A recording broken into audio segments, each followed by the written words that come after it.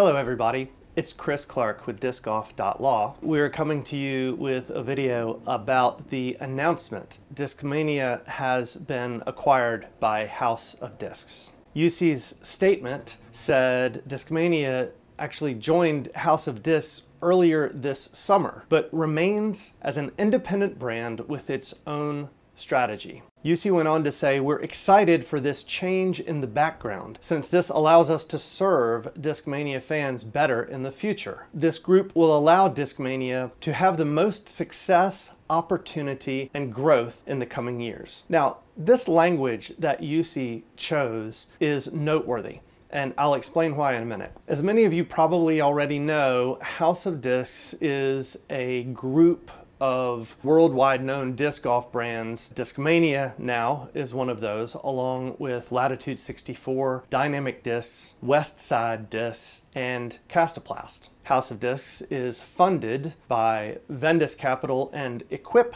Capital, two of Europe's leading private equity funds with a broad range of consumer goods expertise. It should also be noted that UC has recently joined the board of directors of House of Discs. I noted that UC chose words to convey the impression clearly that Discmania is going to remain an independent brand with its own strategy. The House of Discs infrastructure, if you will remain in the background. I was looking at some social media posts from the Discmania Facebook account. Without looking very hard, I found over a dozen that reinforced this message. Discmania is making very conscious choices with their language to make sure that their messaging is aligned around reassuring their customers that this doesn't change anything. I'm curious about what has made Discmania so apparently worried about this announcement, so much that they waited months to announce it and have apparently carefully crafted a message from the top down that nothing is changing. We have been predicting for years that a wave of consolidation was coming to disc golf, and my view hasn't changed. I think this type of consolidation and investment of outside dollars is a good thing for our sport. We do not perceive a risk of a monopoly developing in disc golf manufacturing. Check out our recent video for more on that subject. I reject the idea that investment firms putting money into disc golf is anything but a net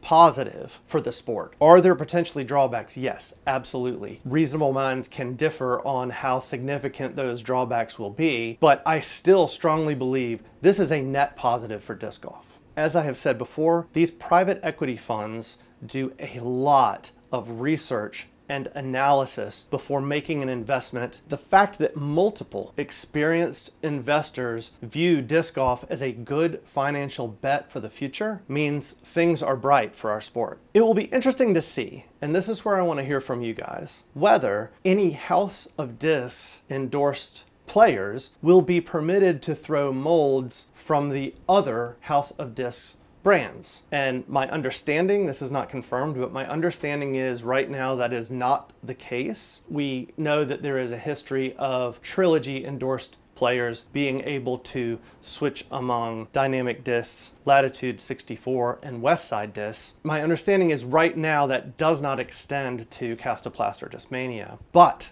could we see that? Will we see House of Discs sponsored players carrying molds from Dynamic and Latitude and Westside and Kastaplast and Discmania all in the same bag? And should we want that? Should that be allowed? Is that fair? Does that give an unfair advantage to be able to choose from so many different manufacturers' molds? That's what I'm curious about to hear from you. So give us a comment. Please like and subscribe. Thanks for watching.